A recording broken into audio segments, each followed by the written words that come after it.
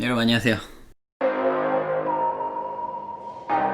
제 그라인더, 예전 그라인더가 고장이 났습니다.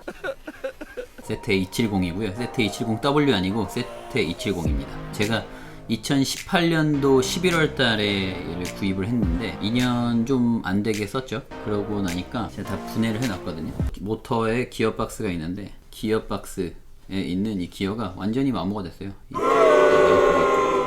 그래서 이게 모터가 돌아가도 이게 맞물리질 않으니까 그냥 노이즈만 엄청 세게 우웅 하고 나오기만 하고, 왜 이렇게 소리가 커지고 갈리질 않나 하고 그냥 다 까봤더니 기어박스가 마모가 됐더라고요. 그래서 이거를 제가 부품만 사서 바꾸어 끼려고 했더니 해외 배송이 안 되는 상태라 가지고 이게 지금 구할 수가 없어서 제가 구매했었던 presso.co.kr, 여기 그 코디아 INT, 전에 그 저 트위스트 프레스 협찬해 주시는 곳이죠. 여기다가 직접 보내서 이제 소개하려고 합니다. 이렇게 고장이 난 김에 그라인더 고르는 방법에 대해서 설명을 해드릴게요. 가정용 그라인더요. 이건 일단 코니컬버예요. 제가 예전 영상에도 말씀을 드렸는데, 코니컬버는 버가, 그러니까 맷돌이 이런 식으로 들어가고 빈이 위에서 떨어져요. 빈이 위에서 떨어지고 갈린 빈이 또 아래로 수직으로 떨어집니다. 그러니까 중력으로 떨어져요. 중력으로. 그리고 그 플랫버 같은 경우에는 지금 얘가 플랫버인데 이거는 열진 않을게요. 요렇게 갈려요.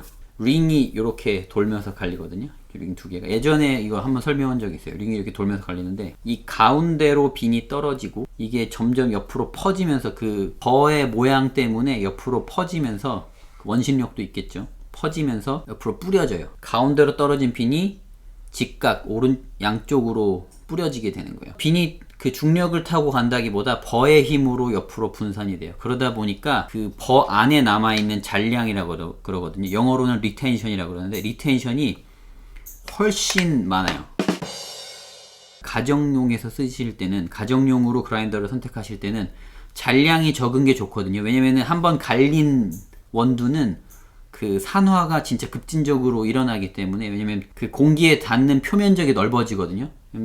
이렇게 생긴 원두가 한번 깨지면 가운데 면도 산화가 되는 거고, 그게 한 번 더 쪼개지면은 이게 제곱으로 점점 그 표면적이 넓어지는 거거든요. 그 잔류량이 적으면 적을수록 집에서는 산화되는 원두의 양이 적어질 거고, 매장에선 상관없죠. 매장에선 계속 갈 거니까 뭐 플랫버든 코니컬버든 상관이 없죠. 집에서는 그렇게 자주 마시는 게 아니다 보니까 산화를 최소화하기 위해서 잔류량이 적은 게 좋아요. 세테 270이 에스프레소 그라인더의 시작점이냐? 그거는 아니에요. 먼저 이 세테 270이 어떻게 생겼는지 구성부터 설명을 드릴게요. 이 빨간색 파란 선이 당연히 파워를 주겠죠. 여기에 이제 컨트롤 패널이 있는데, 이 컨트롤 패널에서는 앞에 있는 LCD를 조절하는 게 있을 거고, 여기다가 전류를 공급할 때 스위치를 켜주는 애들이 있을 거고, 이 스위칭을 좀 더 스테이블하게, 좀 더 안정적으로 하기 위해서 여기 커다란 캐파시터가 있죠. 근데 이런 건 그렇게 중요한 건 아니에요.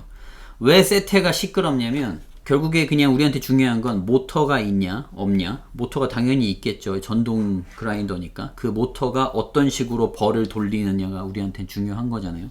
얘는 모터가 이렇게 해서 모터가 요 방향으로 돌 거고, 버는 이렇게 돌 거니까 기어가 필요해. 기어가 직각으로 돌려줄 기어가 필요한데 지금 그 기어가 망가진 거니까. 그래서 이 모터가 도는 소음은 어쩔 수가 없는 거고, 플러스 기어끼리 들어가는 마찰력이 있을 건데, 이 기어에서 나는 마찰 소리가 너무 크기 때문에 세테의 소리가 되게 큰 거예요. 그 사람들이 가정용 그라인더는 소음이 굉장히 중요하다라고 하는데 저는 동의하거든요. 근데 저희 집에서는 별로 그게 상관이 없는 게, 우리 집 애들이 되게 시끄러워요. 벌써 애가 넷이니까. 소음 때문에 저희가 막 문제가 됐었던 적은 없는데, 제가 지금 체아도를 사고 나니까 되게 조용하고 되게 빠르거든요. 근데 조용하니까 좋긴 좋더라고요. 진짜 확실히 좋긴 좋은데, 이 모터에다가 어떻게 하우징을 하느냐, 이 그라인더, 이 기어에다가 어떻게 하우징을 하느냐에 따라서 이 전체 노이즈가 결정이 되게 돼요. 그리고 모터를 이게 DC 모터예요. 우리가 흔히 쓰는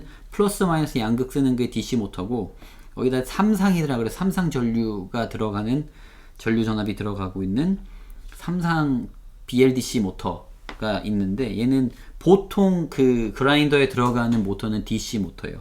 BLDC가 더 작은 모터를 가지고도 같은 힘을 낼 수가 있는데, 그러니까 뭐 전력이 같다 그러면은 BLDC 모터가 더 작게 만들 수 있어요. 근데 그 컨트롤 하기가 되게 어려워요. 이 DC 모터 같은 경우에는 그냥 플러스 마이너스만 들어가면 돼요.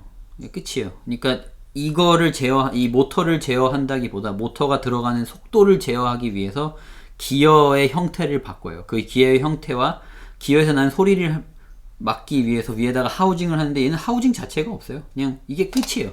여기다가 뭘 더 씌워갖고 노이즈를 줄인다거나 이런 게 없어요. 그러니까 소리가 클 수밖에 없는데 저는 소리 때문에 불만은 없었어요. 그리고 사실 이게 50만원 정도 하는데 270W는 7, 80만원 정도 하죠.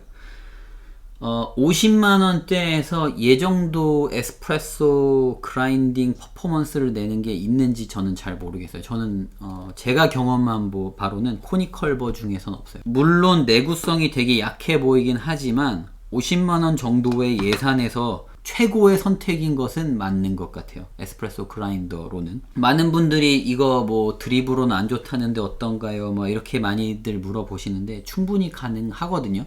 충분히 가능한데 얘가 미분이 양이 많아요. 미분이 뭐냐면은 그러니까 원래 내가 의도했었던 그라인드 사이즈는 파우더 커피 분쇄도 사이즈는 이만큼인데 옆에 막 깨지는 조각들이 너무 막 요만한 막 작은 조각들이 있겠죠. 미세한 분말들이 있겠죠. 걔네를 미분이라 그러는데 걔네들이 많이 발생이 된다고 해요. 제가 직접적으로 측정을 해본 적은 없어요. 근데 그렇게 된다고 해요. 근데 구조적으로도 그렇게 나오게 생겼어요. 사실 이게 얘가 장착이 되고 빠지는, 그러니까 밑에서 장착하고 빼는 형태거든요. 이 버가 장착되고 빠진다는 거는 그 기계공학 해보신 분들은 알 거예요. 움직이는 파트가 많으면 많을수록 기계는 불안해요. 그러니까 얘가 빠지고 껴지기 때문에 청소가 진짜 용이해서 진짜 좋아요. 진짜 좋은데 그 얘기는 흔들려요. 이게 벌써 흔들려요. 얘 혼자서도 흔들려요. 소리가 들리나? 예. 그러니까 이게 흔들리니까 어떤 부분, 그러니까 빈이 막 들어가기 시작할 때 당연히 버가 흔들리겠죠. 그러다 보면 의도치 않게 작은 분말들이 생겨요. 의도치 않게 좀 더 큰 분말들이 생길 거고. 그러다 보니까 균일하지 않은 분말도 때문에, 그 분쇄도 때문에 그 에스프레소는 그나마 전부 다 가는 거니까 그렇게 차이가 안 날 수도 있겠지만 좀 더 거칠게 갈아야 되는 추출 방법, 특히 핸드드립이나 푸어오버나 이런 침지식 방법이나 이런 방법들이 있을 거잖아요. 그런 방법들에 대해서는 좀 더 굵은 분말이 필요하고, 그러면은 가장 작은 분말과 가장 큰 가루의 크기 차이, 파티클의 차이가 나겠죠. 그러다 보면은 맛이 차이가 나겠죠. 근데 저는 그것 때문에 문제된 적은 없었어요. 프로페셔널 퀄리티를 하려면은 카페들이 그라인더 여러 개 두는 것처럼 그 그라인더 여러 개 둬야 돼요. 그래서 많이들 질문을 하시는 게 코니컬버하고 플랫버 중에서 어떤 것이 더 좋냐라고 많이들 물어보세요.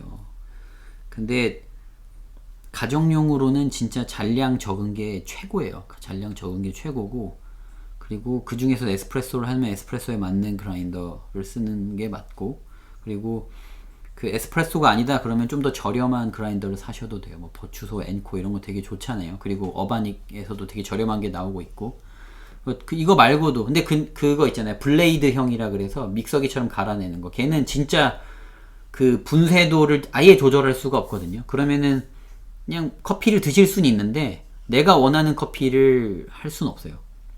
제가 예전에 그 커뮤니티에다가 설문조사를 올렸을 때 집에서 홈카페 하시는 이유, 커피를 내리시는 이유가 뭐냐라고 했더니 많은 분들이 자기만의 커피를 내리기 위해서라고 했거든요. 저렴하게 마시려고는 진짜 적었어요.